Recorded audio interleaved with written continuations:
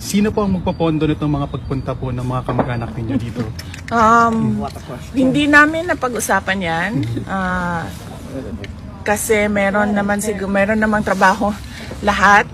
Si Hanilet ay merong mga negosyo.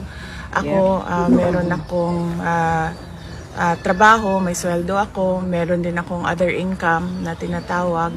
Ang aking kapatid na si Congressman Pulong ay meron ding trabaho and meron ding sweldo si Mayor Baste. So hindi namin napapag-usapan yung pera. So ang tawag sa amin ay KKB. Kanya-kanyang bayan. Willing kami buong Pilipinas bayan. at buong mundo tumulong. May pera nga kami.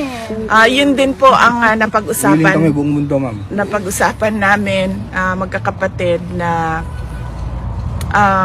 hindi tumanggap ng donation at hindi humingi ng tulong. At kung kailangan man magbenta ng mga gamit, ay yun ang gagawin para magkaroon ng financial support sa aming kailangan gawin dito.